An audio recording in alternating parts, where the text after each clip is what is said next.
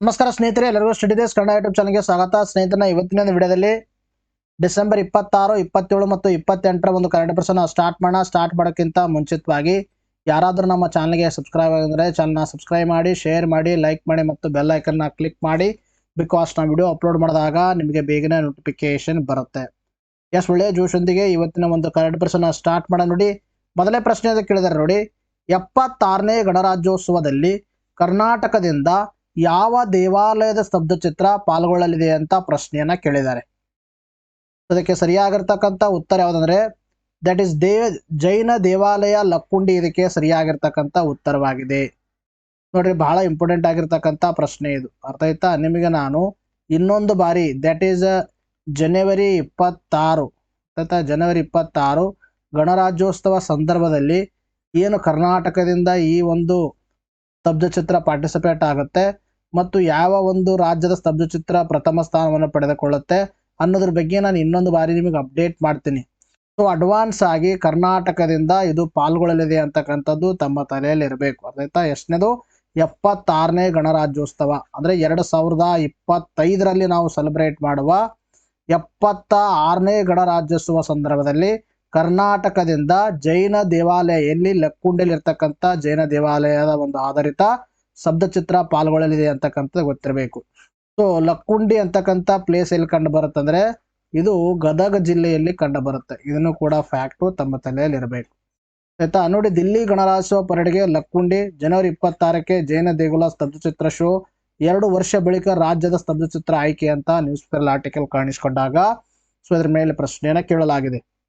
ನೋಡ್ರಿ, ದೇಶದ ರಾಜಧಾನಿ ದೆಹಲಿಯ ಒಂದು ಕರ್ತವ್ಯ ಪಥದಲ್ಲಿ ಜನವರಿ 26ರಂದು ನಡೆಯುವ 76ನೇ ಗಣರಾಜ್ಯೋತ್ಸವ ಪರೇಡ್ನಲ್ಲಿ ಪಾಲ್ಗೊಳ್ಳಲು ಕರ್ನಾಟಕದ ಒಂದು ಲಕ್ಕುಂಡಿಯ ಜೈನ ದೇವಾಲಯದ ಒಂದು ಸ್ತಬ್ಧಚಿತ್ರ ಆಯ್ಕೆಯಾಗಿರ್ತಕ್ಕಂಥದ್ದು. ಅರ್ಥ ಆಯ್ತಾ? ಕರ್ನಾಟಕದ ಪರವಾಗಿ ಲಕ್ಕುಂಡಿಯ ಜೈನ ದೇವಾಲಯ ಆಧಾರಿತವಾಗಿರ್ತಕ್ಕಂಥ ಸ್ತಬ್ಧಚಿತ್ರ ಪಾರ್ಟಿಸಿಪೇಟ್ ಆಗ್ತಾ ಇದೆ. ಒಂದು ದೆಹಲಿಯಲ್ಲಿ ನಡೀತಕ್ಕಂಥ ಕರ್ತವ್ಯ ಪಥದಲ್ಲಿ ಪರೇಡ್ ಏನ್ ನಡೆಯುತ್ತೆ, ವಿವಿಧ ರಾಜ್ಯಗಳ ಒಂದು ಸ್ತಬ್ಧಚಿತ್ರಗಳು ಏನ್ ಪಾರ್ಟಿಸಿಪೇಟ್ ಆಗ್ತಾವ, ಆ ಸಂದರ್ಭದಲ್ಲಿ ಕರ್ನಾಟಕದ ಪರವಾಗಿ ಲಕ್ಕುಂಡಿಯ ಜೈನ ದೇವಾಲಯ ಆಧಾರಿತ ಸ್ತಬ್ಧಚಿತ್ರ ಪರೇಡ್ ನಲ್ಲಿ ಪಾಲ್ಗೊಳ್ಳಲಿದೆ ಅಂತಕ್ಕಂಥದ್ದು ಗೊತ್ತಿರಬೇಕು. ಶೋನಲ್ಲಿ ಗದಗ ಜಿಲ್ಲೆಯ ಲಕ್ಕುಂಡಿ ಪ್ರಮುಖ ಒಂದು ಜೈನ ಕೇಂದ್ರವಾಗಿದೆ. ಆಯ್ತಾ? ಲಕ್ಕುಂಡಿ ಅಂತಕ್ಕಂಥದ್ದು ಇದೊಂದು ಪ್ರಮುಖ ಜೈನ ಕೇಂದ್ರವಾಗಿರ್ತಕ್ಕಂಥದ್ದು. ಮಹಾವೀರ ಜೈನ ದೇವಾಲಯಗಳಲ್ಲಿ ಇದು ಒಂದಾಗಿದೆ. ದಟ್ ಈಸ್ ಈ ಗದಗ ಜಿಲ್ಲೆಯಲ್ಲಿ ಇರ್ತಕ್ಕಂಥ ಒಂದು ಜೈನ ದೇವಾಲಯ ಏನು ಆಯ್ಕೆಯಾಗಿದೆ ಇದು. ಇವೆಲ್ಲವೂ 14ನೇ ಶತಮಾನಕ್ಕಿಂತ ಹಿಂದಿನವು. 14ನೇ ಶತಮಾನ ಏನಿತ್ತು ಅದಕ್ಕಿಂತ ಪೂರ್ವದಲ್ಲಿ ಇರ್ತಕ್ಕಂಥವು. ಅವು ಶೈವ, ಜೈನ ಮತ್ತು ವೈಷ್ಣವ ಧರ್ಮಕ್ಕೆ ಸೇರಿರ್ತಕ್ಕಂಥ ದೇವಾಲಯಗಳು ಗದಗ ಜಿಲ್ಲೆ ಲಕ್ಕುಂಡಿಯಲ್ಲಿ ಕಂಡು ಬರ್ತಾವೆ. ಕರ್ನಾಟಕದ ಲಕ್ಕುಂಡಿ ಸ್ತಬ್ಧಚಿತ್ರದೊಂದಿಗೆ ದೇಶದ 15 ರಾಜ್ಯ ಮತ್ತು ಕೇಂದ್ರಾಡಳಿತ ಪ್ರದೇಶಗಳ ಸ್ತಬ್ಧಚಿತ್ರಗಳ ಪರೇಡ್ನಲ್ಲಿ ಭಾಗವಹಿಸಲು ಆಯ್ಕೆ ಮಾಡಲಾಗಿದೆ. ದೇಶದ 15 ರಾಜ್ಯ ಮತ್ತು ಕೇಂದ್ರಾಡಳಿತ ಪ್ರದೇಶಕ್ಕೆ ಸೇರಿ ಇಷ್ಟು ಏನಾಗ್ತಿದೆ ಅಂದ್ರೆ ಪಾರ್ಟಿಸಿಪೇಟ್ ಆಗ್ತಾ ಇದ್ದೇವೆ. ಸೊ ಅದರಲ್ಲಿ ಕರ್ನಾಟಕನೂ ಕೂಡ ಆಯ್ಕೆಯಾಗಿದೆ. ಕಳೆದ 2 ವರ್ಷಗಳಲ್ಲಿ ಕರ್ನಾಟಕದಿಂದ ಯಾವುದೇ ಸ್ತಬ್ಧಚಿತ್ರಗಳು ಪಾರ್ಟಿಸಿಪೇಟ್ ಆಗಿರಲಿಲ್ಲ. ಈ ಬಾರಿ ಕರ್ನಾಟಕವನ್ನ ಆಯ್ಕೆ ಮಾಡಲಾಗಿದೆ. ಲಕ್ಕುಂಡಿ ಜೈನ ದೇವಾಲಯ ಆಧಾರಿತ ಸ್ತಬ್ಧಚಿತ್ರ ಶೋ ಮಾಡುತ್ತೆ. ಕರ್ನಾಟಕ ಗಣರಾಜ್ಯೋತ್ಸವ 76ನೇದು ಏನು ಸೆಲೆಬ್ರೇಟ್ ಮಾಡ್ತೀವಿ ನಾವು ಜನವರಿ 26ರಂದು 2025ನೇ ಸಾಲಿನಲ್ಲಿ ಪ್ರಸ್ತುತವಾಗಿ. ಆಯ್ತಾ? ಇದು ಗೊತ್ತಿರಬೇಕು, ಇಂಪಾರ್ಟೆಂಟ್ ಆಗಿರ್ತಕ್ಕಂಥ ಫ್ಯಾಕ್ಟು. ಮುಂದೆ ಬರ್ತಕ್ಕಂಥ ಎಕ್ಸಾಮ್ ಅಲ್ಲಿ ನಿಮಗೆ ಕೇಳಬಹುದು ಇದ್ರ ಮೇಲೆ. ಇನ್ನ ಬ್ರಹ್ಮ ಜಿನಾಲಯ ಅಂತಾನೂ ಕೂಡ ಕರಿತೀವಿ. ಮತ್ತು ಅಲ್ಲಿ ಇನ್ನೊಂದು ಏನಂದ್ರೆ ಈ ಒಂದು ದೇವಾಲಯ ಗ್ರೇಟರ್ ಜೈನ ದೇವಾಲಯ ಅಂತ ಕರಿತೀವಿ. ಆಯ್ತಾ? ಗ್ರೇಟರ್ ಜೈನ್ ಟೆಂಪಲ್ ಇಂಗ್ಲಿಷ್ ನಲ್ಲಿ, ಅಥವಾ ಬ್ರಹ್ಮ ಜಿನಾಲಯ. ಆಯ್ತಾ? ಗ್ರೇಟರ್ ಜೈನ್ ಟೆಂಪಲ್ ಅಂದ್ರೆ ಒಂದೇ, ಬ್ರಹ್ಮ ಜಿನಾಲಯ ಅಂದ್ರೆ ಒಂದೇ. ಅವೆಲ್ಲ ಎಲ್ಲಿ ಕಂಡು ಬರುತ್ತೆ ಅಂದ್ರೆ ಲಕ್ಕುಂಡಿಯಲ್ಲಿ ಕಂಡು ಬರುತ್ತೆ. ಅರ್ಥ ಆಯ್ತಾ? ಇದನ್ನು ಲಕ್ಕುಂಡಿಯ ಗ್ರೇಟರ್ ಒಂದು ಜೈನ ದೇವಾಲಯ ಅಥವಾ ಗ್ರೇಟರ್ ಜೈನ್ ಟೆಂಪಲ್ ಅಂತ ಹೇಳ್ತೀವಿ. ಇದನ್ನ 11ನೇ ಶತಮಾನದ ಮಹಾವೀರ ಒಂದು ದೇವಾಲಯವಾಗಿದೆ. ಆಯ್ತಾ? ದೇವಾಲಯವು ದಂಡನಾಯಕ ಆಗಿರ್ತಕ್ಕಂಥ ಒಂದು ನಾಗದೇವಿ ಪತ್ನಿ, ದಂಡನಾಯಕ ನಾಗದೇವನ ಪತ್ನಿ ಅತ್ತಿಯೊಬ್ಬೆಗೆ ನೆನಪಿಗಾಗಿ ನಿರ್ಮಾಣ ಮಾಡಲಾಗಿರ್ತಕ್ಕಂಥದ್ದು ಬ್ರಹ್ಮ ಜಿನಾಲಯ ಅಥವಾ greater Jain temple that is located in Lakkundi. ಅರ್ಥ ಆಯ್ತಾ? ಅಲ್ಲಿರ್ತಕ್ಕಂಥ ಈ ದೇವಾಲಯವು ದಂಡನಾಯಕ ಯಾರು, ನಾಗದೇವನ ಪತ್ನಿ ಆಗಿರ್ತಕ್ಕಂಥ ಅತ್ತಿಯಬ್ಬೆಯ ನೆನಪಿಗಾಗಿ ಈ ದೇವಾಲಯವನ್ನ ನಿರ್ಮಾಣ ಮಾಡಲಾಗಿರ್ತಕ್ಕಂಥದ್ದು. It is attributed to the Attiyabbe ಅಂತಕ್ಕಂಥದ್ದು. ಆಯ್ತಾ? ಇದು ಗೊತ್ತಿರಬೇಕು, ಯಾರಿಗೆ ಅಟ್ರಿಬ್ಯೂಟ್ ಮಾಡಿದ್ದಾರೆ ಈ ದೇವಾಲಯ ಅಂತಕ್ಕಂಥದ್ದು, ಎಲ್ಲಿ ಕಂಡು ಬರುತ್ತೆ ಅಂತಕ್ಕಂಥದ್ದು. ಆಯ್ತಾ? ಎಕ್ಸಾಮ್ ಅಲ್ಲಿ ಮುಂದೆ ಬರ್ತಕ್ಕಂಥ ಎಕ್ಸಾಮ್ ಅಲ್ಲಿ ಕೇಳ್ತಾರೆ ಇದ್ರ ಮೇಲೆ ಪ್ರಶ್ನೆ ಏನು. ಅರ್ಥ ಆಯ್ತಾ? ನೋಡ್ರಿ, ಯಾರು ನಮ್ಮ ಮ್ಯಾಗ್ಝಿನ್ಸ್ಗಳನ್ನು ನಾವು ಇನ್ನೂ ತೊಗೊಂಡಿಲ್ಲ, ಯಾರು ನೀವು ಹೊಸ ವರ್ಷದಿಂದ ನಮ್ಮ ಚಾನಲ್ನಿಂದ ಏನು ಕ್ಲಾಸ್ಗಳನ್ನು ಕೇಳ್ತಿದ್ರೆ, ಯಾರು ಹೊಸದಾಗಿ ನೋಡ್ತಾ ಇದ್ದೀರಿ ಮತ್ತು ಯಾರು ನೀವು ಇನ್ನೂ ನಮ್ಮ ಕ್ಲಾಸ್ಗಳನ್ನು ಕೇಳಿಲ್ಲ, ಯಾರಿಗೆ ನಿಮಗೆ ನಮ್ಮ ಕ್ಲಾಸ್ಗಳು ಇಷ್ಟ ಆಗಿ ಮ್ಯಾಗ್ಝಿನ್ ತೊಗೋಬೇಕು ಅಂತ ಅನ್ನಿಸ್ತಾ ಇದೆ, 2025ನೇ ಸಾಲಿನಲ್ಲಿ ಯಾರು ಒಂದು ರೆಸೊಲ್ಯೂಷನ್ಗಳನ್ನು ಹಾಕ್ಕೊಂಡಿದ್ರಿ, ಸೊ ಅವರು ಈಗಿನಿಂದಲೇ ಸ್ಟಾರ್ಟ್ ಮಾಡಿ. ನಿಮಗೆ ಹೆಚ್ಚಿನ ಕಂಟೆಂಟ್ ಬೇಕು ಮತ್ತು ನಿಮಗೆ ಯಾವಾಗಲೂ ಓದೋಕ್ಕೆ ನಿಮಗೊಂದು ಸೋರ್ಸ್ ಬೇಕಂದರೆ ನಮ್ಮ ಮ್ಯಾಗ್ಝಿನ್ಸ್ಗಳನ್ನು ತೊಗೋಬೋದು ನೀವು. ಒಂದು ಮಂತಿಗೆ 40 ಆಗುತ್ತೆ. 2023 ಜಾನ್ ಟು ನವಂಬರ್ 2024ರವರೆಗೆ 920 ಆಗುತ್ತೆ. 2024 ಜಾನ್ ಟು ನವಂಬರ್ 2024ರವರೆಗೆ 440 ಆಗುತ್ತೆ. 2022 ಜಾನ್ ಟು ನವಂಬರ್ 2024ರವರೆಗೆ 1400 ಆಗುತ್ತೆ. ಡಿಸ್ಕೌಂಟ್ ಆಗಿ 1300 ಸಿಗುತ್ತೆ. Either PhonePe, Google Pay, Paytm, BPay ಮುಖಾಂತರ ಈ ನಂಬರ್ಗೆ ಪೇ ಮಾಡೋದನ್ನು ವಾಟ್ಸಪ್ಪಲ್ಲಿ ಪೇಮೆಂಟ್ ಮಾಡೋ ಸ್ಕ್ರೀನ್ಶಾಟನ್ನು ಕಳಿಸಿದ್ರೆ ನಮ್ಮ ನೋಟ್ಸ್ಗಳನ್ನು ತಮಗೆ ಸಾಫ್ಟ್ ಫಾರ್ಮ್ಯಾಟಲ್ಲಿ ಕಳಿಸ್ತೀವಿ. ನೋಡಿರಿ, ಮುಂದೆ ಬರ್ತಕ್ಕಂಥ ನಿಮ್ಮ group B examination, various group B examination, ಮುಂದೆ ಬರ್ತಕ್ಕಂಥ group C examination, PSI examination ಮತ್ತು ಇತ್ತೀಚೆಗೆ ಏನಂದರೆ ಏನು ಸದ್ಯದಲ್ಲೇ ಕೆಲವು ದಿನಗಳಲ್ಲಿ ಒಂದು ಇಂಟರ್ನಲ್ ರಿಸರ್ವೇಷನ್ ಏನೋ ಒಂದು SC/ST ಕೊಡಕ್ಕೆ ಹೋಗ್ತಾ ಇದ್ದಾರೆ, ಅದನ್ನು ಕೂಡ ಮುಖ್ಯಮಂತ್ರಿಗೆ ಸಬ್ಮಿಟ್ ಆಗುತ್ತೆ. ಅದಾದಮೇಲೆ ಭಾಳ ಕಾಲ್ಫಾರ್ಮೇಷನ್ ಆಗ್ತಾವೆ, ಕಾಲ್ಫಾರ್ಮ್. ಸೊ ಯಾರ್ಯಾರು ನೀವು ಮುಂದಿನ ಎಕ್ಸಾಮಿನೇಷನನ್ನು ಟಾರ್ಗೆಟ್ ಹಾಕೊಂಡ್ರಿ, ಈಗಿನಿಂದ ಓದಕ್ಕೆ ಶುರು ಮಾಡಿ. ಮತ್ತು ನಿಮಗೆ ಯಾರಿಗೆ ಕರೆಂಟ್ ಅಫೇರ್ಸ್ ಬ್ಯಾಕಪ್ ಇಲ್ಲ, ಯಾರಿಗೆ ಕರೆಂಟ್ ಅಫೇರ್ಸ್ ನೀವು ಕ್ಲಾಸ್ಗಳು ಹಿಂದಿಂದ ಕೇಳಿಲ್ಲ, ನಮ್ಮ ಮ್ಯಾಗ್ಝಿನ್ಸ್ಗಳನ್ನು ತೊಗೊಂಡು ನೀವು ಈಗಿನಿಂದನೇ ಸ್ಟಾರ್ಟ್ ಮಾಡಿ. ಅರ್ಥ ಆಯ್ತಾ? ನೋಡಿ, ನೆಕ್ಸ್ಟ್ ಕ್ವೆಶ್ಚನ್ ಕೇಳೋದಾದ್ರೆ, 2023-24ನೇ ಸಾಲಿನಲ್ಲಿ ಭಾರತ ಯಾವ ರಾಜ್ಯದಲ್ಲಿ ಅತಿ ಹೆಚ್ಚು ಈ ತ್ಯಾಜ್ಯ ಉತ್ಪಾದನೆಯಾಗಿದೆ ಅಂತ ಪ್ರಶ್ನೆನ ಕೇಳಿದ್ದಾರೆ. ಯಾವ ರಾಜ್ಯ ಅಂತ ಕೇಳಿದ್ದಾರೆ. ಅದಕ್ಕೆ ಸರಿಯಾಗಿರ್ತಕ್ಕಂಥ ಉತ್ತರ Maharashtra is the right answer. This type of question is very important for in respect of KPSC. KPSC ಏನು ಮಾಡ್ತದೆ ಅಂದರೆ ಇಂಥ ಪ್ರಶ್ನೆಗಳನ್ನು ಕೇಳ್ತದೆ. ಆಯ್ತಾ? ಈ ವೇಸ್ಟ್ ಅಂತ ಕರಿತೀವಿ ನಾವು. ಆಯ್ತಾ? ಈ ವೇಸ್ಟ್ ಅಂದರೆ ಏನು? ಈ ವೇಸ್ಟ್ ಅಂದರೆ ಎಲೆಕ್ಟ್ರಾನಿಕ್ ವೇಸ್ಟ್ ಅಂತ ಹೇಳ್ತೀವಿ. ಹಾಗಾದರೆ ಇಲೆಕ್ಟ್ರಾನಿಕ್ ವೇಸ್ಟ್ ಅಂದರೆ ಏನು? ಅರ್ಥ ಆಯ್ತಾ?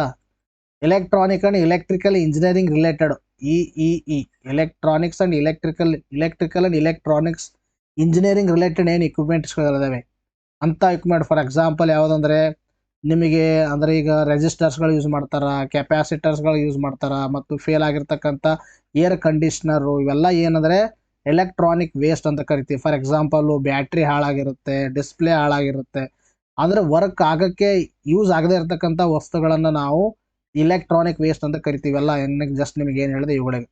ಸೊ ಈ ಇಲೆಕ್ಟ್ರಾನಿಕ್ ವೇಸ್ಟ್ ನಾವು ಎಷ್ಟು ಜನರೇಟ್ ಮಾಡ್ತೀವಿ ಅಷ್ಟನ್ನು ನಾವು ರಿಕವರಿ ಮಾಡ್ತಾ ಇಲ್ಲ. ಅದರ ಅರ್ಥ ನಾವು ಅಷ್ಟನ್ನು ಒಂದು ಸಂಸ್ಕರಣೆಯನ್ನು ಮಾಡ್ತಾ ಇಲ್ಲ. ಸೊ ಸಂಸ್ಕರಣೆಯನ್ನು ಮಾಡದೇ ಇದ್ದರೆ ಏನಾಗುತ್ತೆ? Because it poses an important threat. ಅರ್ಥ ಆಯ್ತಾ? ಇಂಪಾರ್ಟೆಂಟ್ ಥ್ರೆಟ್ ಏನಂದರೆ ಇದು ಒಂದು ನಾಟ್ ಬಯೋಡಿಗ್ರೇಡೇಬಲ್. ಅರ್ಥ? Not biodegradable.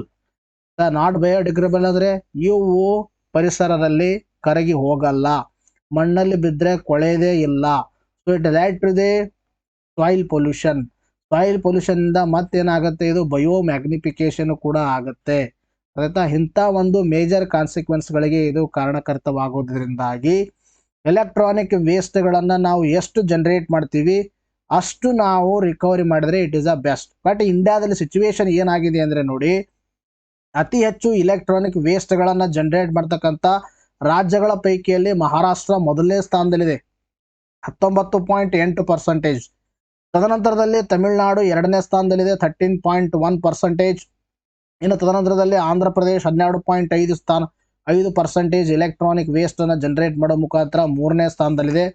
ಇಲ್ಲಿ ಉತ್ತರ ಪ್ರದೇಶ ಎಷ್ಟು 10.1% ಏನು ಮಾಡುತ್ತೆ, ಜನರೇಟ್ ಮಾಡುತ್ತೆ. ಪಶ್ಚಿಮ ಬಂಗಾಳ 9.8%, ದೆಹಲಿ ಎಷ್ಟಂದರೆ 9.5%, ಕರ್ನಾಟಕ 8.9%. ಅರ್ಥ? 8.9% ಈ ವೇಸ್ಟ್ ಜನರೇಟೆಡ್ ಇನ್ ಕರ್ನಾಟಕ. ಆಯಿತಾ? ಕರ್ನಾಟಕದಲ್ಲಿ 8.9 ಟು ದಿ ನ್ಯಾಷನಲ್ ಲೆವೆಲಲ್ಲಿ ಕಂಪೇರ್ ಮಾಡೋಕ್ರೆ 8.9ರಷ್ಟು ಕರ್ನಾಟಕದಲ್ಲಿ ಈ ವೇಸ್ಟು ಜನರೇಟ್ ಆಗುತ್ತೆ. ಅಂದರೆ ಎಷ್ಟನೇ ಸ್ಥಾನದಲ್ಲಿ? 1, 2, 3, 4, 5, 6, 7.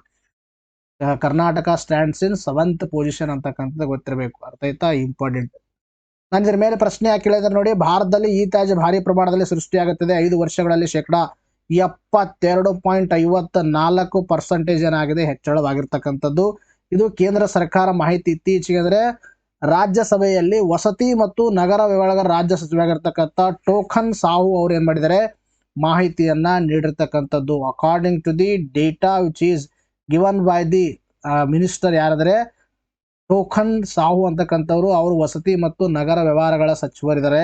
ರಾಜ್ಯಸಭೆಯಲ್ಲಿ ನೀಡಿರ್ತಕ್ಕಂಥ ಮಾಹಿತಿ ಪ್ರಕಾರ 2019-20 ಅರ್ಥ ಆಯ್ತಾ, ಎಷ್ಟು ಟನ್ಗಳಷ್ಟು ಅಂದರೆ 10.14 ಅಂತ ನೆನಪಿಡಿ. ಬಿಡಿ 10, 100, 1000, 10,000, ಲಕ್ಷ, 10 ಲಕ್ಷ ಅರ್ಥ ಆಯ್ತಾ. 10,14,961 ಟನ್ಗಳಷ್ಟು ಈ ತ್ಯಾಜ್ಯ ಪ್ರಮಾಣ 2023-24 ನೋಡಲಿ 17,51,236 ಟನ್ಗಳಷ್ಟು ಏನಾಗಿದೆ, ಇನ್ಕ್ರೀಸ್ ಆಗಿದೆ. It means that it indicates 72.54% that is hike ಆಯ್ತಾ. 2019-20 ಕಂಪೇರ್ ಮಾಡಿಂದ 2023-24 ಎಷ್ಟಂದ್ರೆ 72.54% ಈ ವೆಸ್ಟ್ ಇಂಡಿಯಾದಲ್ಲಿ ಇನ್ಕ್ರೀಸ್ ಆಗಿರ್ತಕ್ಕಂಥದ್ದು ಆಯ್ತಾ. ಇವೆಲ್ಲ ಇಂಪಾರ್ಟೆಂಟ್ ನಿಮಗೆ ಎಲ್ಲಿ ಅಂದರೆ whenever you are writing essay related to the pollution related ನೀವು ಏನಾದರೂ ಎಸ್ಸೆ ಇನ್ PSI ಎಕ್ಸಾಮಿನೇಷನ್ ಅಲ್ಲಿ ಬರೀತಾ ಇದ್ರೆ these data are very important.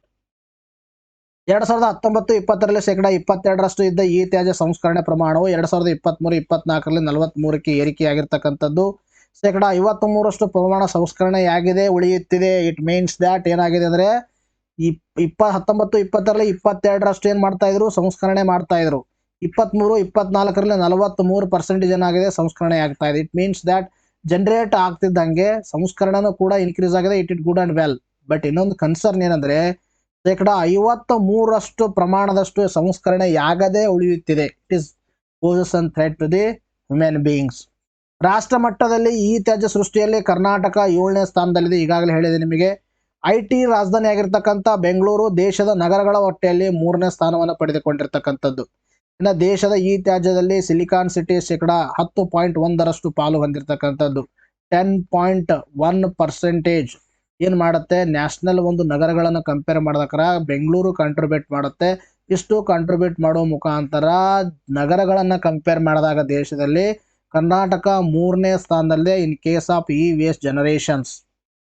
ಇನ್ನು ಕರ್ನಾಟಕ ರಾಜ್ಯ ಮಾಲಿನ್ಯ ನಿಯಂತ್ರಣ ಮಂಡಳಿಯು ಈ ತ್ಯಾಜ್ಯ ವಿಲೇವಾರಿಗಾಗಿ ನಗರದ ವಿವಿಧ ಭಾಗಗಳಲ್ಲಿ 20 ಈ ತ್ಯಾಜ್ಯ ಒಂದು ಕೇಂದ್ರಗಳನ್ನು ಸ್ಥಾಪಿಸಿದೆ. ಇದಾದರೂ ಕೂಡ ಇಷ್ಟು ಪ್ರಮಾಣದಲ್ಲಿ ಅಂದರೆ ಕರ್ನಾಟಕ ಸ್ಟ್ಯಾಂಡ್ಸ್ ಇನ್ 7th ಪೊಸಿಷನ್. ತದನಂತರ ಇದು EV ಆಗಬೇಕು. EV, mobile, fridge, washing machine, computer, laptop, printer ಮುಂತಾದ ಹಾಳಾದ ಮುರಿದ ಒಂದು ಅಂದರೆ ಎಲೆಕ್ಟ್ರಿಕಲ್ ಇಂಜಿನಿಯರಿಂಗ್ ಸಾಧನಗಳ ಭಾಗಗಳನ್ನು ಈ ತ್ಯಾಜ್ಯ ಎನಿಸಿಕೊಳ್ಳುತ್ತೆ. ಅರ್ಥಾತ್ ಈ ತ್ಯಾಜ್ಯ ಅಂದರೆ ಮೊಬೈಲ್ ಆಗಿರ್ಬೋದು, ಫ್ರಿಜ್ ಆಗಿರ್ಬೋದು, ವಾಷಿಂಗ್ ಮಷಿನ್ ಆಗಿರ್ಬೋದು, ಕಂಪ್ಯೂಟರ್ ಆಗಿರ್ಬೋದು, ಲ್ಯಾಪ್ಟಾಪು, ಪ್ರಿಂಟರು ಇವೆಲ್ಲ ಏನಾದರೂ ಕೆಲಸವನ್ನು ಕಳ್ಕೊಂಡಾದ್ಮೇಲೆ ಅನ್ಯೂಸಬಲ್ ಆದರೆ ನಾವು ಅಂದ್ರೆ ಏನು ಮಾಡ್ತೀವಿ ಅಂದರೆ ಎನ್ವೈರನ್ಮೆಂಟಲ್ ಏನು ಎಚ್ಚುತ್ತೀವಿ ಅವೆಲ್ಲ ಏನು ಅನ್ಸ್ಕೊಳ್ತಾವ, ಈ ತ್ಯಾಜ್ಯ ಅನ್ಸ್ಕೊಳ್ತಾವ. ಹಾಳಾದರೆ, ಮುರಿದು ಹೋದರೆ, ನಿರುಪಯುಕ್ತವಾದರೆ ಅವನ್ನ ಈ ತ್ಯಾಜ್ಯವೆಂದು ವಿಲೇವಾರಿ ಮಾಡುತ್ತಾರೆ. ಅರ್ಥಾಯ್ತಾ.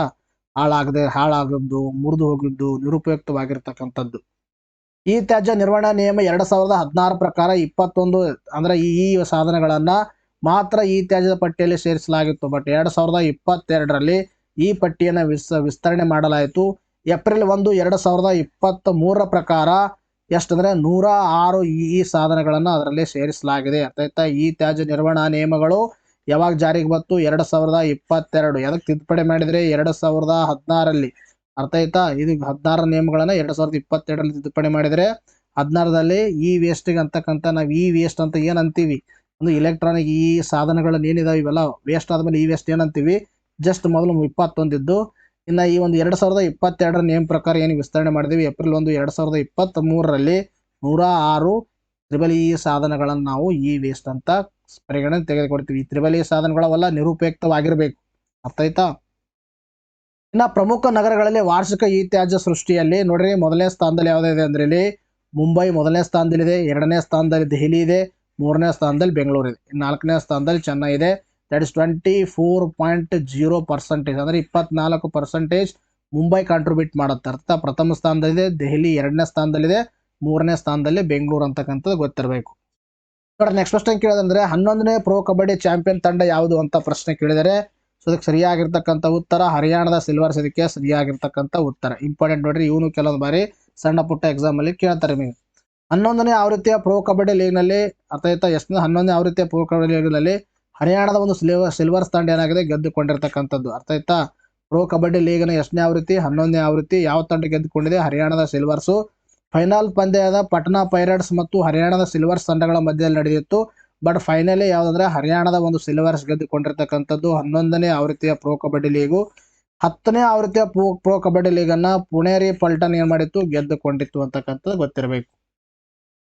ಇನ್ನು ಅತ್ಯುತ್ತಮ ದರ್ಜೆಯ ಕಲ್ಲಿದ್ದಲು ಯಾವುದು ಅಂತಕ್ಕಂಥದ್ದು ಅರ್ಥ ಆಯ್ತಾ. ಅತ್ಯುತ್ತಮ ದರ್ಜೆಯ ಕಲ್ಲಿದ್ದಲು ಯಾವುದು ಅಂತಕ್ಕಂಥದ್ದು ತಾವೆಲ್ಲರೂ ಕಮೆಂಟ್ ಸೆಕ್ಷನ್ ಅಲ್ಲಿ ನೋಡೋಣ ಎಷ್ಟು ಜನ ಕಮೆಂಟ್ ಕೊಡ್ತೀರಾ ಅಂತ. ಕಮೆಂಟ್ ಸೆಕ್ಷನ್ ಅಲ್ಲಿ ಉತ್ತರವನ್ನ ಕೊಡಿ. ಅತ್ಯುತ್ತಮ ದರ್ಜೆಯ ಕಲ್ಲಿದ್ದಲು ಯಾವುದು ಅಂತಕ್ಕಂಥ ಇದಕ್ಕೆ ನೀವು ಆಪ್ಷನ್ ನೀವೇ ಟೈಪ್ ಮಾಡ್ಬೇಕು. ಅರ್ಥ ಆಯ್ತಾ. ಬಿಟುಮಿನಸ್ಸು, ಅಂಥ್ರಾಸೈಟು ಅಂತಕ್ಕಂಥದ್ದು. ಅರ್ಥ ಆಯ್ತಾ. ನಾನು ಇದ್ರ ಮೇಲೆ ಪ್ರಶ್ನೆ ಯಾಕೆ ಕೇಳಿದ್ರೆ ನೋಡಿ, 2023-24ರಲ್ಲಿ ಭಾರತವು ಕಲ್ಲಿದ್ದಲು ಉತ್ಪಾದನೆ ದಾಖಲೆಯನ್ನು ನಿರ್ಮಾಣ ಮಾಡಿರ್ತಕ್ಕಂಥದ್ದು. ದೇಶದ ಇತಿಹಾಸದಲ್ಲೇ ಇದೇ ಮೊದಲ ಬಾರಿಗೆ 997.86 ದಶಲಕ್ಷ ಟನ್ ಕಲ್ಲಿದ್ದಲನ್ನ ಉತ್ಪಾದನೆ ಮಾಡಲಾಗಿದೆ ದೇಶದಲ್ಲಿ. ಅರ್ಥ ಆಯ್ತಾ. ಇನ್ನು 2022-23ನೇ ಹಣಕಾಸು ವರ್ಷಕ್ಕೆ ಹೋಲಿಸಿದರೆ 11.71% ಹೆಚ್ಚಿನ ಕಲ್ಲಿದ್ದಲು ದಾಖಲಿಸಿದಂತಾಗಿದೆ. 2022-23 ಕಂಪೇರ್ ಮಾಡಿದಾಗ 11.71% ಆಗಿದೆ. ದರ್ ಇಸ್ ಇನ್ಕ್ರೀಸ್ ಇನ್ ಕೋಲ್ ಪ್ರೊಡಕ್ಷನ್. ಅರ್ಥ ಆಯ್ತಾ. ಕೋಲ್ ಪ್ರೊಡಕ್ಷನ್ ಅಥವಾ ಕಲ್ಲಿದ್ದಲಲ್ಲಿ ಇನ್ಕ್ರೀಸ್ ಆಗಿದೆ ಪ್ರೊಡಕ್ಷನ್ ಅಲ್ಲಿ. ಸೊ ಯಾಕಂದ್ರೆ ಡಿಮ್ಯಾಂಡ್ ಅನ್ನ ಹೆಚ್ಚಾಗಿದೆ ಅಂತ ಅರ್ಥ. ಡಿಮ್ಯಾಂಡ್ ಹೆಚ್ಚಾಗಿರುತ್ತೆ. ಹಂಗಂಗೆ ನಾವು ಗ್ರೋತ್ ಆಗ್ತೀವಿ, ಗ್ರೋತ್ ಮಾಡಕ್ ಹೋಗ್ತಾ ಇದೀವಿ, ಇಂಡಸ್ಟ್ರಿಯಲೈಸೇಷನ್ ಹೆಂಗ್ ಆಗ್ತಾ ಇದೀವಿ, ಮನುಷ್ಯನ ಡಿಮ್ಯಾಂಡ್ಸ್ಗಳು ಹೆಂಗ್ ಇನ್ಕ್ರೀಸ್ ಆಗ್ತಾ ಇದಾವೆ. ಸೊ ಹಂಗೆ ಎಲೆಕ್ಟ್ರಿಸಿಟಿ ಮೇಲೆ ಡಿಪೆಂಡೆನ್ಸಿ ಜಾಸ್ತಿ ಆಗುತ್ತೆ. ಸೊ ಅದಕ್ಕೆ ಏನಾದ್ರೆ it leads to the increase in the production. ಅರ್ಥ ಆಯ್ತಾ. ಇತಿಹಾಸದಲ್ಲಿ ಫಸ್ಟ್ ಟೈಮು. ಇನ್ನು ಕಲ್ಲಿದ್ದಲು ಅಂದ್ರೆ ಏನು, ಕಲ್ಲಿದ್ದಲಿನ ವಿಧಗಳು ಯಾವುವು, ಎಷ್ಟು ಟೈಪ್ಸ್ ಇದಾವೆ ಅಂತಕ್ಕಂಥ ಪ್ರೀವಿಯಸ್ ಕ್ಲಾಸಲ್ಲಿ ನಾವು ಹೇಳಿದ್ದೀವಿ. ಆಮೇಲೆ ಇನ್ನೊಂದೇನಂದ್ರೆ ಈ ಕೆಲವೊಂದು ಈ ಒಂದು ಕಲ್ಲಿದ್ದಲ ಬಗ್ಗೆ ನಾನು ಇವಾಗ ನಿಮ್ಗೆ ಹೇಳಿಲ್ಲ.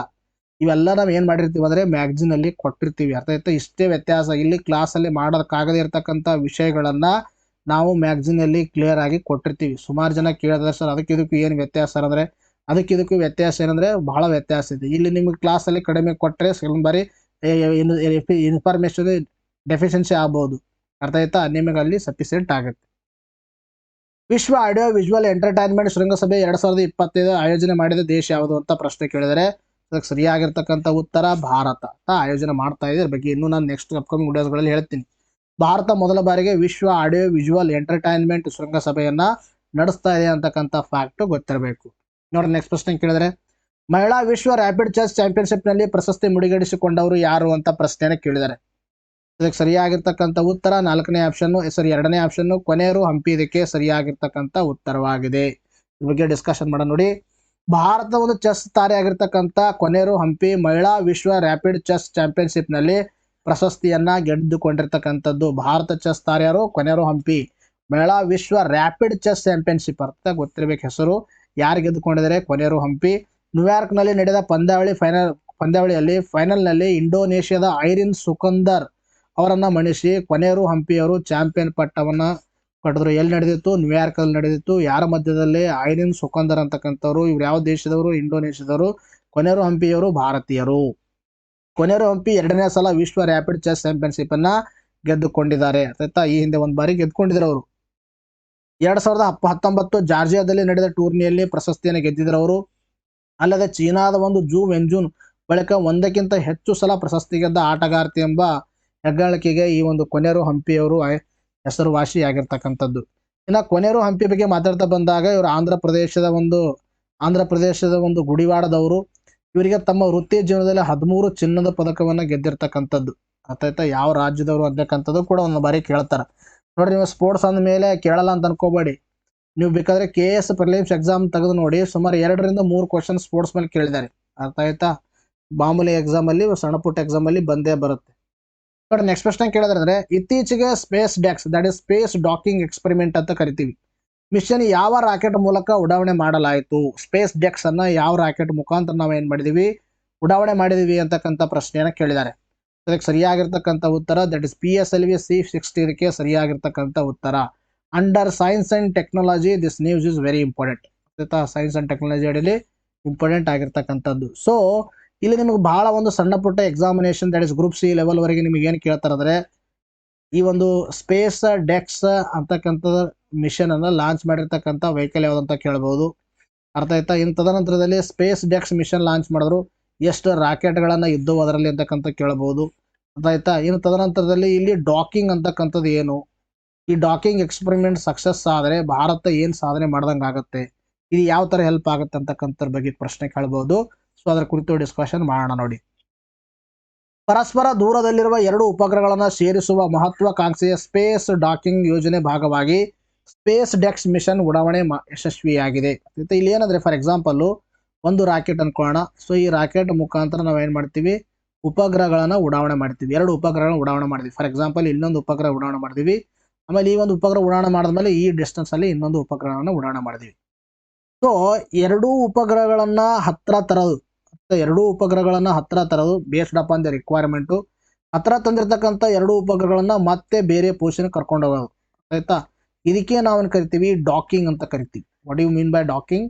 ಡಾಕಿಂಗ್ ಅಂದ್ರೆ ಎರಡು ವಿವಿಧ ಅಂದ್ರೆ ಬೇರೆ ಬೇರೆ ಸ್ಪೇಸ್ ಅಲ್ಲಿ ವಿವಿಧ ಸ್ಥಳದಲ್ಲಿರ್ತಕ್ಕಂಥ ಉಪಗ್ರಹಗಳನ್ನ ಅವುಗಳನ್ನ ಹತ್ತಿರಕ್ಕೆ ತೆಗೆದುಕೊಂಡು ಮತ್ತೆ ದೂರ ಒಯ್ಯುವ ಒಂದು ಸಾಮರ್ಥ್ಯಕ್ಕೆ ಏನಾದರೂ ಇದ್ರೆ ಅದಕ್ಕೆ ಸ್ಪೇಸ್ ಡಾಕಿಂಗ್ ಅಂತ ಕರಿತೀವಿ. ಇದು ಗೊತ್ತಿರಬೇಕು ನಿಮಗೆ. ಈ ಮೂಲಕ ಭಾರತೀಯ ಬಾಹ್ಯಾಕಾಶ ಸಂಶೋಧನಾ ಸಂಸ್ಥೆ ಈ ಹೊಸ ಮೈಲಿಗಲ್ಲನ್ನ ಸ್ಥಾಪಿಸಿದೆ. ಸ್ಪೇಸ್ ಡಾಕಿಂಗ್ ಟೆಕ್ನಾಲಜಿ ಹೊಂದಿರತಕ್ಕಂಥ ದೇಶವಾಗಿದೆ ಭಾರತ. ಆಂಧ್ರ ಪ್ರದೇಶದ ಶ್ರೀಹರಿಕೋಟಾ ಸತೀಶ್ ಧವನ್ ಬಾಹ್ಯಾಕಾಶ ಕೇಂದ್ರದಿಂದ ಎರಡು ಉಪಗ್ರಹಗಳನ್ನು ಹೊತ್ತ ನಭಕ್ಕೆ ಚಿಮ್ಮಿದ ಒಂದು PSLV C60 ಆಯ್ತಾ. PSLV, what you mean by PSLV? Polar satellite launch vehicle, that is the 16th mission. PSLV rocket ನ ಒಂದು 60ನೇ ಮಿಷನ್ ಸಂದರ್ಭದಲ್ಲಿ ಸ್ಪೇಸ್ ಡೆಕ್ಸ್ ಅನ್ನ ಲಾಂಚ್ ಮಾಡಲಾಗಿದೆ. ಇದರಲ್ಲಿ ಸ್ಪೇಸ್ ಡೆಕ್ಸ್ ಅಲ್ಲಿ ಎರಡು ಉಪಗ್ರಹಗಳನ್ನು ಒಳಗೊಂಡಿದೆ. ದಟ್ ಇಸ್ ಸ್ಪೇಸ್ ಡೆಕ್ಸ್ ಅಂದ್ರೆ ನಿಮ್ಗೆ ಈಗಾಗಲೇ ಹೇಳಿದೀನಿ, space docking experiment includes 2 satellites. ಎರಡು ಸ್ಯಾಟಲೈಟ್ಸ್ ಗಳನ್ನ ಒಳಗೊಂಡಿತ್ತು. ಒಂದ್ ಯಾವ್ದಂದ್ರೆ SDX-1 ಮತ್ತು XDX-101 ಚೇಸರ್ ಅಂತ ಕರಿತೀವಿ. SDX-1 ಅಂತ ಹೇಳ್ತೀವಿ. ಇನ್ನು SDX-2 ಟಾರ್ಗೆಟ್ ಅಂತ ಹೇಳ್ತೀವಿ. ಹೆಸರಿನ ಎರಡು ಉಪಗ್ರಹಗಳನ್ನು ಅಂತರಿಕ್ಷದಲ್ಲಿ ಇಸ್ರೋ ರೂಪಿಸಿದ ಕೆಳ ಹಂತದ ಕಕ್ಷೆಗೆ ಯಶಸ್ವಿಯಾಗಿ ಸೇರ್ಪಡೆಗೊಂಡಿವೆ. ಲೋ ಅರ್ತ್ ಆರ್ಬಿಟ್ ಅಲ್ಲಿ ಎರಡು ಉಪಗ್ರಹಗಳನ್ನ ಸಕ್ಸಸ್ಫುಲ್ ಆಗಿ ಲಾಂಚ್ ಮಾಡಲಾಗಿದೆ. ವೇಗ ನಿಯಂತ್ರಣದ ಮೂಲಕ ಟಾರ್ಗೆಟ್ ಹಾಗೂ ಚೇಸರ್ ಉಪಗ್ರಹಗಳನ್ನ ಒಂದೇ ಕಕ್ಷೆಗೆ ತರುವರಲ್ಲಿ ಇಸ್ರೋ ಎರಡರ ನಡುವೆ ಫಾರ್ ರೆಂಡಿವೋ ಎಂದು ಕರೆಯಲಾಗುವ 20 ಕಿಲೋಮೀಟರ್ ದೂರವನ್ನು ಕಾಪಾಡಿಕೊಂಡಿದೆ. ಆಯ್ತಾಯ್ತಾ. ವೇಗ ನಿಯಂತ್ರಣದ ಮೂಲಕ ಅಂದ್ರೆ ಎರಡೂ ಒಂದೇ ಕಕ್ಷೆಯಲ್ಲಿ ತಂದಿದೆ ಮತ್ತು ಅವುಗಳ ಮಧ್ಯದಲ್ಲಿ ಡಿಸ್ಟೆನ್ಸು ಕೂಡ ಮೇಂಟೈನ್ ಮಾಡಿದೆ. ಸೊ ಅಂತಹ ಸಾಮರ್ಥ್ಯವನ್ನ ಈಗ ಇಸ್ರೋನು ಕೂಡ ಹೊಂದಿರತಕ್ಕಂಥದ್ದು. ನಂತರದ ಪ್ರಕ್ರಿಯೆಯಲ್ಲಿ ಟಾರ್ಗೆಟ್ ಮತ್ತು ಚೇಸರ್ ಉಪಗ್ರಹಗಳನ್ನು ಹತ್ತಿರಕ್ಕೆ ತರಲಾಗುತ್ತದೆ. ಅರ್ಥಾಯ್ತಾ. ನೆಕ್ಸ್ಟ್ ನಿಮ್ಗೆ ಹೇಳಿದೀನಿ, ಎರಡರ ನಡುವಿನ ಅಂತರವನ್ನು 5 kilometre, 1.5 kilometre, 500 metre, 225 metre, 15 metre, 3 metre ಅಂತರದಲ್ಲಿ ಹಂತ ಹಂತವಾಗಿ ಕಡಿಮೆ ಮಾಡುವ ಮೂಲಕ ಪರಸ್ಪರವನ್ನ ಒಂದುಗೂಡಿಸಲಾಗುತ್ತೆ. ಬಳಿಕ ಪರಸ್ಪರ ಬೇರೆ ಆಗುವಂತೆ ಮಾಡುವುದು ಈ ಒಂದು ಬಾಹ್ಯಾಕಾಶ ಯೋಜನೆ ಉದ್ದೇಶವಾಗಿದೆ. ಸ್ಪೇಸ್ ಡಾಕಿಂಗ್ ಅಂದ್ರೆ ಈಗಾಗಲೇ ಹೇಳಿದೆ ನಿಮಗೆ, ಎರಡನ್ನ ಹತ್ರ ತಗೊಂಡು ಬಂದು ಮತ್ತೆ ದೂರ ತಗೊಂಡು ಹೋಗೋದು. ಅಂದ್ರೆ ಡಾಕಿಂಗ್ ಅಂದ್ರೆ ಏನು, ನಿಮ್ಗೆ ಸಿಂಪಲ್ ಲ್ಯಾಂಗ್ವೇಜ್ ಅಲ್ಲಿ ಕೊಟ್ಟಿದ್ದೆ ನಾನು. ಭೂಮಿಯ ಸುತ್ತುವಾಗ ಎರಡು ಬಾಹ್ಯಾಕಾಶ ನೌಕೆಗಳನ್ನ ಸಂಪರ್ಕಕ್ಕೆ ಬರುವುದನ್ನೇ ಡಾಕಿಂಗ್ ಅಂತ ಹೇಳ್ತೀವಿ, ಆಯ್ತಾ. ಇನ್ನು ಇದೊಂದು ಸಂಕೀರ್ಣ ಪ್ರಕ್ರಿಯೆ ಆಗಿದ್ದು ಎರಡು ನೌಕೆಗಳನ್ನ ಜೋಡಿಸುವ ಹಾಗೂ ಬೇರ್ಪಡಿಸುವ ಒಂದು ಪ್ರಯೋಗವಾಗಿದೆ ಇದು. ಇಲ್ಲಿವರೆಗೆ 3 ದೇಶಗಳಷ್ಟೇ ಇದರಲ್ಲಿ ಯಶ ಕಂಡಿವೆ. Which are those nation?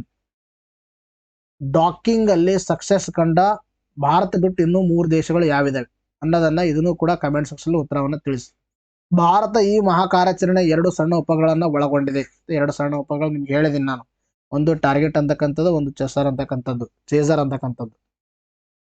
ದೇಶದ ಅತಿ ಶ್ರೀಮಂತ ಮುಖ್ಯಮಂತ್ರಿ ಯಾರು ಅಂತ ಪ್ರಶ್ನೆ ಕೇಳಿದಾರೆ ನೋಡಿ. ದೇಶದ ಅತಿ ಶ್ರೀಮಂತ ಮುಖ್ಯಮಂತ್ರಿ ಆದರೆ N. ಚಂದ್ರಬಾಬು ನಾಯ್ಡು ಇದಕ್ಕೆ ಸರಿಯಾಗಿರ್ತಕ್ಕಂಥ ಉತ್ತರ. ಸೊ ಇಲ್ಲಿ ನಿಮಗೆಲ್ಲರಿಗೂ ಒಂದು ಆಶ್ಚರ್ಯವಾಗಿರ್ತಕ್ಕಂಥ ವಿಷಯ ಏನಂದ್ರೆ, ಇಲ್ಲಿ ಮುಖ್ಯಮಂತ್ರಿಗಳು ಕೆಲವರದು ಆಸ್ತಿಯನ್ನು ಕೊಟ್ಟಿದ್ದಾರೆ. ಸೊ ಇದು ಎಷ್ಟರ ಮಟ್ಟಿಗೆ ಸರಿ ಇದೆಯೋ ಅಂತಕ್ಕಂಥದ್ದು ಕ್ವಶನ್ ಕೇಳ್ತಕ್ಕಂಥ ಪ್ರಶ್ನೆ ಇದು, ಆಯ್ತಾ. ಇದು ಒಂದು ಎಷ್ಟರ ಮಟ್ಟಿಗೆ ಎಲ್ಲರಿಗೂ ಡೌಟ್ ಬಂದೇ ಬರುತ್ತೆ. ಯಾಕಂದ್ರೆ ಇವೊಂದು ಮುಖ್ಯಮಂತ್ರಿ ಆದರೂ ಕೂಡ ಅವರ ಆಸ್ತಿಯನ್ನು ಕೊಟ್ಟಿದ್ದಾರೆ. ಶ್ರೀಮಂತ ಸೆಕೆಂಡು ಥರ್ಡು ಅದು ಎಷ್ಟರ ಮಟ್ಟಿಗೆ ಸರಿ ಅಂತಕ್ಕಂಥದ್ದು ನೀವೇ ಡಿಸೈಡ್ ಮಾಡಿ. ಬಟ್ ಇಲ್ಲಿ ರಿಪೋರ್ಟ್ ಪ್ರಕಾರ ನಾನು ಹೇಳ್ತಾ ಇದ್ದೀನಿ. ದೇಶದ ಮುಖ್ಯಮಂತ್ರಿ ಆಸ್ತಿ ವಿವರಗಳನ್ನ ಅಸೋಸಿಯೇಷನ್ ಫಾರ್ ಡೆಮೊಕ್ರಾಟಿಕ್ ರಿಫಾರ್ಮ್ಸ್ ಅಂತಕ್ಕಂಥ ಸಂಸ್ಥೆ ಏನ್ ಮಾಡಿದೆ, ದೇಶದ ಮುಖ್ಯಮಂತ್ರಿಗಳ ಆಸ್ತಿಯನ್ನ ಡಿಸ್ಕ್ಲೋಸ್ ಮಾಡಿದೆ. ಸ್ವಯಂ ಸೇವಾ ಸಂಸ್ಥೆ ಬಿಡುಗಡೆ ಮಾಡಿದ್ದು, ಕರ್ನಾಟಕದ ಮುಖ್ಯಮಂತ್ರಿ ಆಗಿರ್ತಕ್ಕಂಥ ಸಿದ್ದರಾಮಯ್ಯ ಅವರು 51 ಕೋಟಿ ರು ಮೌಲ್ಯದ ಆಸ್ತಿಯೊಂದಿಗೆ ಶ್ರೀಮಂತ ಸಿಎಂಗಳ ಪೈಕಿ 3ನೇ ಸ್ಥಾನದ, ಕೇವಲ 51 ಕೋಟಿ ಅಂತ ನೋಡ್ರಿ. ಇದು ಯಾರು ನಂಬಕ್ಕಾಗದೇ ಇರತಕ್ಕಂಥ ವಿಷಯ. 51 ಕೋಟಿ ಹೊಂದೋ ಮುಖಾಂತರ 3ನೇ ಸ್ಥಾನದಲ್ಲಿ ಇದ್ದಾರೆ ಅಂತ. ಇನ್ನು ಆಂಧ್ರ ಪ್ರದೇಶದ ಮುಖ್ಯಮಂತ್ರಿ N. ಚಂದ್ರಬಾಬು ನಾಯ್ಡು ಅವರು 931 ಕೋಟಿ ರು ಮೌಲ್ಯ ಆಸ್ತಿಯನ್ನು ಹೊಂದುವ ಮುಖಾಂತರ ಭಾರತದ ಅತ್ಯಂತ ಶ್ರೀಮಂತ ಮುಖ್ಯಮಂತ್ರಿ ಆಗಿದ್ದಾರೆ. ನೀವು ಇದನ್ನು ಕೂಡ ನಂಬಕ್ಕಾಗದೇ ಇರೋ ವಿಷಯ ಇದು. ಕೇವಲ 991 ಕೋಟಿ ಅಂತ ನೋಡ್ರಿ. ಎಷ್ಟೋ ಕೋಟಿ, ಸಾವಿರಾರು ಕೋಟಿಗಳಲ್ಲಿ ಅವ್ರು ಹಣನ ಮಾಡಿರ್ತಾರೆ ಅಂತ, ಆಯ್ತಾ. ಬಟ್ ಈ ಒಂದು ಅಸೋಸಿಯೇಷನ್ ಫಾರ್ ಡೆಮೋಕ್ರೆಟಿಕ್ ರಿಫಾರ್ಮ್ಸ್ ಪ್ರಕಾರ ನಾನು ಹೇಳ್ತಕ್ಕಂಥದ್ದು. ಇನ್ನು ಅರುಣಾಚಲ ಪ್ರದೇಶದ ಪೇಮಾ ಖಂಡು ಅಂತಕ್ಕಂಥವ್ರು 332 ಕೋಟಿ ರು ಆಸ್ತಿಯೊಂದಿಗೆ 2ನೇ ಸ್ಥಾನ ಹಾಗೂ 51 ಕೋಟಿ ರು ಆಸ್ತಿಯೊಂದಿಗೆ ಸಿದ್ದರಾಮಯ್ಯ ಅವರು ಕರ್ನಾಟಕದ ಮುಖ್ಯಮಂತ್ರಿ 3ನೇ ಸ್ಥಾನದಲ್ಲಿದ್ದಾರೆ. ಭಾರತ ತಲಾ ನಿವ್ವಳ ರಾಷ್ಟ್ರೀಯ ಆದಾಯ 2023-24ರಲ್ಲಿ ಸರಿಸುಮಾರು 1,85,854 ಇತ್ತು. ಸರಿಸುಮಾರು ಎಷ್ಟಿದೆ ಭಾರತ ತಲಾ ಆದಾಯ? ಹಾಗಾದ್ರೆ ಮುಖ್ಯಮಂತ್ರಿಗಳ ಸರಾಸರಿ ಸ್ವ ಆದಾಯ ಅಥವಾ ತಲಾ ಆದಾಯ ಎಷ್ಟಿದೆ ಅಂದರೆ ನೋಡಿರಲಿ 13,64,310 13 ಲಕ್ಷ ಇದೆ. ಇಟ್ ಮೀನ್ಸ್ ದ್ಯಾಟ್ 7.3 ಟೈಮ್ಸ್ ಆಯಿತು. ಒಬ್ಬ ನಾರ್ಮಲ್ ವ್ಯಕ್ತಿದ ಏನು ಒಂದು ತಲಾ ಆದಾಯ ಇದೆ ಅದಕ್ಕಿಂತಲೂ 7.3 ಪಟ್ಟು ಏನಾಗಿದೆ ಮುಖ್ಯಮಂತ್ರಿಗಳ ತಲಾ ಆದಾಯ ಇನ್ಕ್ರೀಸ್. 7.3 ಏನು ಅರ್ಥ ಆಯ್ತಾ? ಇದು ಒಂದು 1000 ಪಟ್ಟು ಹೆಚ್ಚಾದರೂ ಇರಬಹುದು, ಅದರಲ್ಲಿ ಆಶ್ಚರ್ಯ ಪಡುವಂತ ವಿಷಯ ಏನಿಲ್ಲ. ಪಶ್ಚಿಮ ಬಂಗಾಳದ ಮಮತಾ ಬ್ಯಾನರ್ಜಿ ಕೇವಲ 15 ಲಕ್ಷ ರು ಆಸ್ತಿಯೊಂದಿಗೆ ಅತ್ಯಂತ ಬಡವ ಸಿಎಂ ಎನಿಸಿಕೊಂಡಿದ್ದಾರೆ. ಅರ್ಥ ಆಯ್ತಾ? ನೆಕ್ಸ್ಟ್ ಪ್ರಶ್ನೆ ನೋಡಿ, ಭಾರತೀಯ ರಾಷ್ಟ್ರೀಯ ಕಾಂಗ್ರೆಸ್ ಸ್ಥಾಪಿಸಿದ ಬ್ರಿಟಿಷ್ ವ್ಯಕ್ತಿ ಯಾರು ಅಂತ ಪ್ರಶ್ನೆ ಕೇಳಿದ್ದಾರೆ. ಇದಕ್ಕೆ ಸರಿಯಾಗಿರ್ತಕ್ಕಂಥ ಉತ್ತರ ಲಾರ್ಡ್ ಡಫರಿನ್ ಇದಕ್ಕೆ ಸರಿಯಾಗಿರ್ತಕ್ಕಂಥ ಉತ್ತರವಾಗಿದೆ. ನೋಡ್ರಿ, ಭಾರತ ಸ್ವತಂತ್ರಕ್ಕಾಗಿ ಹೋರಾಟವನ್ನು ನಡೆಸಿದ ಅತ್ಯಂತ ದೊಡ್ಡ ರಾಜಕೀಯ ಪಕ್ಷ ಅಥವಾ ಮತ್ತು ಸಂಸ್ಥೆ ಅಂತಾನು ಹೇಳ್ಬಹುದು. ರಾಜಕೀಯ ಸಂಸ್ಥೆ ಯಾವುದಾದ್ರೂ ಇದ್ರೆ ದಟ್ ಇಸ್ ಭಾರತೀಯ ರಾಷ್ಟ್ರೀಯ ಕಾಂಗ್ರೆಸ್ ಅಂತ ಹೇಳ್ತೀವಿ, ಇಂಡಿಯನ್ ನ್ಯಾಷನಲ್ ಕಾಂಗ್ರೆಸ್ ಅಂತ ಹೇಳ್ತೀವಿ. ಸೊ ಆ ಇಂಡಿಯನ್ ನ್ಯಾಷನಲ್ ಕಾಂಗ್ರೆಸ್ 1985 ಡಿಸೆಂಬರ್ 28ರಂದು ಸ್ಥಾಪನೆ ಆಯಿತು. ಡಿಸೆಂಬರ್ 28 ಅದರ ಸಂಸ್ಥಾಪನಾ ದಿನವಾಗೋದ್ರಿಂದ ನಾನು ಇದ್ರ ಮೇಲೆ ಪ್ರಶ್ನೆಯನ್ನ ಕೇಳಿದ್ದೀನಿ. ಅರ್ಥ ಆಯ್ತಾ? ಸಿಂಪಲ್ ಆಗಿ ಇದ್ರ ಬಗ್ಗೆ ನೀವು ಇತಿಹಾಸದಲ್ಲಿ ಕೂಡ ಓದಿದ್ರೆ ನಮ್ಮ ಮ್ಯಾಗಝೈನ್ ಕೂಡ ಇನ್ ಡೆಪ್ತ್ ನಿಮ್ಗೆ ಕೊಟ್ಟಿದೀವಿ. ಒಂದು ಬಾರಿ ಫ್ರೆಶ್ ಮಾಡೋ ನಾಲೆಜ್ ಅನ್ನ. ಭಾರತೀಯ ರಾಷ್ಟ್ರೀಯ ಕಾಂಗ್ರೆಸ್ ಬಗ್ಗೆ ಮಾತಾಡ್ತಾ ಬಂದಾಗ ಸ್ಥಾಪನೆ 1985 ಡಿಸೆಂಬರ್ 28ರಂದು. ಸ್ಥಾಪಕರು ಲಾರ್ಡ್ ಡಫರಿನ್ ಅವರು. ಮೊದಲ ಅಧಿವೇಶನದ ಅಧ್ಯಕ್ಷರು WC ಬ್ಯಾನರ್ಜಿ. ಅರ್ಥ ಆಯ್ತಾ? ಮೊದಲ ಅಧಿವೇಶನ ನಡೆದ ಸ್ಥಳ ಮುಂಬೈ. ಅಧ್ಯಕ್ಷ ವೇಷದ ಮೊದಲ ಮಹಿಳೆ ಅನಿ ಬೆಸೆಂಟ್. ಅರ್ಥ ಆಯ್ತಾ? ಈ ತರ ಪ್ರಶ್ನೆ ಇದ್ರೆ ಅನಿ ಬೆಸೆಂಟ್. ಇನ್ನು ನಿಮಗೆ ಏನಾದರೂ ಅಧಿವೇಶನದ ಅಧ್ಯಕ್ಷ ವೇಷದ ಮೊದಲ ಭಾರತೀಯ ಮಹಿಳೆ ಅಂತ ಕರೆದ್ರೆ ದಟ್ ಈಸ್ ಸರೋಜಿನಿ ನಾಯ್ಡು ಅಂತ ಗೊತ್ತಿರಬೇಕು. ಇಂಪಾರ್ಟೆಂಟ್. ಅರ್ಥ ಆಯ್ತಾ? ನೋಡಿ, ನೆಕ್ಸ್ಟ್ ಪ್ರಶ್ನೆ ಕೇಳಿದರೆ, ನೂತನ ಆರ್ಥಿಕ ನೀತಿ 1991ರಲ್ಲಿ ಜಾರಿಗೆ ತಂದಾಗ ಭಾರತ ಹಣಕಾಸು ಸಚಿವರು ಯಾರಿದ್ರು? ಇಂಪಾರ್ಟೆಂಟು. ಸರಿಯಾಗಿರ್ತಕ್ಕಂಥ ಉತ್ತರ Manmohan Singh is the right answer. ಇತ್ತೀಚೆಗೆ ತಮ್ಮೆಲ್ಲರೂ ಗೊತ್ತಿರುವ ಹಾಗೆ ಭಾರತ ಕಂಡಿರ್ತಕ್ಕಂಥ ಶ್ರೇಷ್ಠ ಮುಖ್ಯಮಂತ್ರಿಗಳಲ್ಲಿ ಒಬ್ಬರಾಗಿರ್ತಕ್ಕಂಥ ಎರಡು ಬಾರಿ ಮುಖ್ಯಮಂತ್ರಿ ಅಲ್ಲ, ಎರಡು ಬಾರಿ ಪ್ರಧಾನಮಂತ್ರಿಯಾಗಿ ಕಾರ್ಯನಿರ್ವಹಿಸಿರ್ತಕ್ಕಂಥ ಮನಮೋಹನ್ ಸಿಂಗ್ ಅವರು ಏನಾಗಿದ್ರೆ ಇತ್ತೀಚೆಗೆ ನಿಧನ ಹೊಂದಿದ್ದಾರೆ. ಸೊ ಆದ್ದರಿಂದ ಎಲ್ಲಾ ನ್ಯೂಸ್ ಪೇಪರ್ಲ್ಲಿ ಕೂಡ ಆರ್ಟಿಕಲ್ ಕಾಣಿಸ್ಕೊಂಡಿತ್ತು. ಸೊ ಇದ್ರ ಬಗ್ಗೆ ಮುಂದೆ ಬರ್ತಕ್ಕಂಥ ಎಕ್ಸಾಮ್ ಅಲ್ಲಿ ಕೂಡ ಪ್ರಶ್ನೆನ ಕೇಳಬಹುದು. ಇವ್ರ ಕುರಿತು ನಾವೇನ್ ಮಾಡೋಣ, ಡಿಸ್ಕಷನ್ ಮಾಡೋಣ. ಇತ್ತೀಚೆಗೆ ಭಾರತ ಒಂದು ಮಾಜಿ ಪ್ರಧಾನಿಯಾಗಿ ಮಂತ್ರಿಯಾಗಿರ್ತಕ್ಕಂಥ ಮನಮೋಹನ್ ಸಿಂಗ್ ಅವರು ನಿಧನವನ್ನ ಹೊಂದಿರತಕ್ಕಂಥದ್ದು. ಮಾಜಿ ಪ್ರಧಾನಮಂತ್ರಿ ಆಗಿದ್ದ ಮನಮೋಹನ್ ಸಿಂಗ್ ಅವರು ಏನಾಗಿದ್ರೆ ನಿಧನ ಹೊಂದಿದ್ದು. ಇವರು ಹುಟ್ಟಿದ್ದು ಎಷ್ಟಂದ್ರೆ 1932 ಸೆಪ್ಟೆಂಬರ್ 25ರಂದು. ಇವರ ರಾಜಕೀಯ ಜೀವನದ ಬಗ್ಗೆ ನಾವು ಕಣ್ಣಾಡಿಸ್ತಾ ಬಂದಾಗ ಮುಖ್ಯ ಆರ್ಥಿಕ ಸಲಹೆಗಾರರಾಗಿ ಕೆಲಸ ಮಾಡಿದರೆ 1972-76ರವರೆಗೆ. ನಿರ್ದೇಶಕರಾಗಿ ಕೆಲಸ ಮಾಡಿದರೆ ರಿಸರ್ವ್ ಬ್ಯಾಂಕ್ ಆಫ್ ಇಂಡಿಯಾದಲ್ಲಿ 1982-85ರವರೆಗೆ. ಇನ್ನು ಕಾರ್ಯದರ್ಶಿಯಾಗಿ ಕೆಲಸ ಮಾಡಿದರೆ ಎಲ್ಲಿ ಅಂದ್ರೆ ಹಣಕಾಸು ಸಚಿವಾಲಯದಲ್ಲಿ 1977-80ರವರೆಗೆ. ತದನಂತರ ಗವರ್ನರ್ ಆಗಿ ಕೆಲಸ ಮಾಡಿದರೆ ಭಾರತೀಯ ರಿಸರ್ವ್ ಬ್ಯಾಂಕ್ ಅಲ್ಲಿ 1976-80ರವರೆಗೆ. ಉಪಾಧ್ಯಕ್ಷರಾಗಿ ಕೆಲಸ ಮಾಡಿದರೆ ಯೋಜನಾ ಆಯೋಗದ 1985-87ರವರೆಗೆ. ಇನ್ನು ವಿತ್ತ ಮಂತ್ರಿಯಾಗಿ, ಅರ್ಥ ಆಯ್ತಾ, ವಿತ್ತ ಮಂತ್ರಿ 1991 ಜೂನ್ 21ರಿಂದ 1996. ಯಾಕಂದ್ರೆ PV ನರಸಿಂಹರಾವ್ ಇದ್ದಾಕರ ಇವರು ವಿತ್ತ ಮಂತ್ರಿ ಆಗಿದ್ರು. ಆ ಸಂದರ್ಭದಲ್ಲಿ ಭಾರತವನ್ನ, ಅರ್ಥ ಆಯ್ತಾ, ಭಾರತ ಒಂದು ಕಠಿಣ ಪರಿಸ್ಥಿತಿಯಿಂದ ಮತ್ತು ಭಾರತವಾಗ ನಾವು ಈಗ ಏನ್ ನೋಡ್ತಾ ಇದೆ ಭವ್ಯತೆ, ಅರ್ಥ ಆಯ್ತಾ, ಒಂದು global economy, open economy, investment, FDI ಏನು ಓದ್ತಾ ಇದೀವಿ ಅದಕ್ಕೆ ಕಾರಣೀಕರ್ತವಾಗಿರ್ತಕ್ಕಂಥ LPG ರಿಫಾರ್ಮ್ ಅಂತ ಕರಿತೀವಿ. That is global liberalisation, privatisation and globalisation ಅಂತ ಏನ್ ಹೇಳ್ತೀವಿ. ಸೊ ಅದಕ್ಕೆ ಒಂದು ಕಾರಣೀಕರ್ತವಾಗಿರ್ತಕ್ಕಂಥ ಯಾರಾದ್ರೆ PV ನರಸಿಂಹರಾವ್. ಅವರು ಒಂದು ಪ್ರಧಾನಮಂತ್ರಿ ಇದ್ದಾಗ ವಿತ್ತ ಸಚಿವರು ಯಾರಿದ್ರು ಬಜೆಟ್ ಸ್ಪೀಚ್ ಕೊಡುವಾಗ ಅಂದ್ರೆ ಈ ಒಂದು ಬಜೆಟ್ ದಲ್ಲಿ 1991ರ ಬಜೆಟ್ ದಲ್ಲಿ ಯಾರಾದ್ರೆ ಅವರು ಮನಮೋಹನ್ ಸಿಂಗ್ ಅವರು 1991ರ ಬಜೆಟ್ ನಲ್ಲಿ ಅವರು ಏನ್ ಮಾಡಿದ್ರು ಅಂದ್ರೆ ಈ ಒಂದು ನೂತನ ಆರ್ಥಿಕ ನೀತಿಯನ್ನ ಬಿಡುಗಡೆ ಮಾಡಿದರು. ದಟ್ ಇಸ್ LPG ರಿಫಾರ್ಮ್ ಅನ್ನ ಜಾರಿಗೆ ತಂದಿದರು. ರಾಜ್ಯಸಭೆಯಲ್ಲಿ ವಿರೋಧ ಪಕ್ಷದ ನಾಯಕರಾಗಿ ಕಾರ್ಯವನ್ನು ಮಾಡಿದ್ದಾರೆ. ಇನ್ನು ಭಾರತ ಪ್ರಧಾನಮಂತ್ರಿಯಾಗಿ 2004 ಮೇ 22ರಿಂದ 2014 ಮೇ 26ರವರೆಗೆ ಅಂದ್ರೆ 2 ಟೈಮ್ಸ್ 2 ಬಾರಿ ಪ್ರಧಾನಮಂತ್ರಿಯಾಗಿ ಕಾರ್ಯನಿರ್ವಹಿಸಿದರು. 2 ಬಾರಿ ಪ್ರಧಾನಮಂತ್ರಿಯಾಗಿ ಕಾರ್ಯನಿರ್ವಹಿಸಿದ್ರು ಕೂಡ ಒಂದು ಬಾರಿನೂ ಕೂಡ ಡೈರೆಕ್ಟ್ ಎಲೆಕ್ಷನ್ ಅನ್ನು ಅವ್ರು ಫೇಸ್ ಮಾಡಿಲ್ಲ. ವಿಥೌಟ್ ಫೇಸಿಂಗ್ ಡೈರೆಕ್ಟ್ ಎಲೆಕ್ಷನ್ ಆಯ್ತಾ ಅವರು 2 ಬಾರಿ ಪ್ರಧಾನಮಂತ್ರಿಯನ್ನ ಆಗಿದ್ದಾರೆ. ಮನಮೋಹನ್ ಸಿಂಗ್ ಅವರು 2 ಸಲ ಭಾರತದ ಒಂದು ಪ್ರಧಾನಿಯಾಗಿದ್ದರು. ಆದರೆ ಅವರು ಅತ್ಯಂತ ಗೌರವಾಸ್ಪದ ಹುದ್ದೆಗೆ ಎಂದೂ ಲೋಕಸಭೆ ಮತಕ್ಷೇತ್ರದಿಂದ ಸ್ಪರ್ಧೆನೇ ಮಾಡಿರಲಿಲ್ಲ. ಆಯ್ತಾ ಅವರು ಸಂಸತ್ತಿಗೆ ಪ್ರತಿ ಬಾರಿಯೂ ಪ್ರವೇಶಿಸಿದ್ದು ರಾಜ್ಯಸಭೆಯ ಮೂಲಕ. 1998ರಿಂದ 2004 ಏಪ್ರಿಲ್ವರೆಗೆ ರಾಜಸ್ಥಾನದಿಂದ ರಾಜ್ಯಸಭೆಯ ಸದಸ್ಯರಾಗಿ ಕಾರ್ಯನಿರ್ವಹಿಸಿದರು. ಅವರು ಭಾರತದ 14ನೇ ಪ್ರಧಾನಮಂತ್ರಿ ಆಗಿದ್ದಾರೆ ನೋಡ್ರಿ. ಆಯ್ತಾ ಇವರು 2 ಸಲ ಹುದ್ದೆವನ್ನ ಅಲಂಕರಿಸಿದ್ದಾರೆ. ಇಂಪಾರ್ಟೆಂಟ್ ಆಗಿರ್ತಕ್ಕಂಥ ಫ್ಯಾಕ್ಟ್ಸ್ಗಳು ಇವೆಲ್ಲ.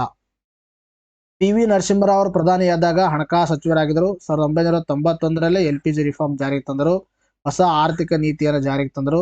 ಪ್ರಧಾನಿಯಾದಾಗ ಜಾರಿಗೆ ತಂದ ಪ್ರಮುಖ ಕಾರ್ಯಕ್ರಮಗಳು ಯಾವುವು? ಇಂಪಾರ್ಟೆಂಟ್ ಇರೋದು ಮಾತ್ರ ಹೇಳ್ತಾ ಇದ್ದೇನೆ ನಾನಿಲ್ಲಿ. ಮಾರಾಟ ತೆರಿಗೆ ಬದಲು ವ್ಯಾಟ್ ಆಯ್ತಾ ವ್ಯಾಲ್ಯೂ ಆಡೆಡ್ ಟ್ಯಾಕ್ಸ್ ಅಂತಕ್ಕಂಥ ಜಾರಿಗೆ ತಂದರು. ರಾಷ್ಟ್ರೀಯ ಗ್ರಾಮೀಣ ಆರೋಗ್ಯ ಮಿಷನ್ 2005 ಜಾರಿಗೆ ತಂದರು. ಇನ್ನು ಸರ್ವ ಶಿಕ್ಷಾ ಅಭಿಯಾನ ಮುಂದುವರಿಕೆ ಮಾಡಿದ್ರು. ನರೇಗಾ ಅರ್ಥಾಯ್ತಾ ಮಹಾತ್ಮ ಗಾಂಧಿ ನ್ಯಾಷನಲ್ ಎಂಪ್ಲಾಯ್ಮೆಂಟ್ ಅರ್ಥಾಯ್ತಾ NREGA National Rural Employment Guarantee Act ಅರ್ಥಾಯ್ತಾ MG ನರೇಗಾ ಅಂತ ಮಾಡಿದ್ದಾರೆ. ಈಗ Mahatma Gandhi National Rural Employment Guarantee Act ಅಂತ ಹೇಳ್ತೀವಿ. ಅರ್ಥಾಯ್ತಾ ನರೇಗಾ ಮತ್ತು ಮಾಹಿತಿ ಹಕ್ಕು 2005 ಇದು ಜಾರಿಗೆ ಬಂದದ್ದು, ಜಾರಿಗೆ ಕಾಯ್ದೆ ಆಗಿದ್ದು ಮನಮೋಹನ್ ಸಿಂಗ್ ಅವ್ರ ಕಾಲದಲ್ಲಿ. ವಿಶ್ವಸಂಸ್ಥೆಯು ಪೋಲಿಯೋ ಮುಕ್ತ ರಾಷ್ಟ್ರವಂತೂ ಭಾರತ ಘೋಷಣೆ ಮಾಡಿತು. ಅದು 2012ರಲ್ಲಿ. ಅದು ಯಾರ ಕಾಲದಲ್ಲಿ? ಮನಮೋಹನ್ ಸಿಂಗ್ ಅವ್ರ ಕಾಲದಲ್ಲಿ. ಇನ್ನು ವಿಶೇಷ ಆರ್ಥಿಕ ವಲಯ ಕಾಯ್ದೆ ಅಥವಾ ಸ್ಪೆಷಲ್ ಎಕನಾಮಿಕ್ ಝೋನ್ ಆಕ್ಟ್ ಅಥವಾ ಸ್ಪೆಷಲ್ ಎಕನಾಮಿಕ್ ಝೋನ್ ಆಕ್ಟ್ 2005 ಇವ್ರ ಕಾಲದಲ್ಲಿ ಜಾರಿಗೆ ಬಂದಿತ್ತು. ಇವು ಪ್ರಮುಖವಾಗಿರ್ತಕ್ಕಂಥದ್ದು ನಾನು ನಿಮ್ಗೆ ಹೇಳಿದ್ದೀನಿ. ಸುಮಾರು ಕಾರ್ಯಗಳನ್ನು ಮಾಡಿದ್ದಾರೆ ಅವರು.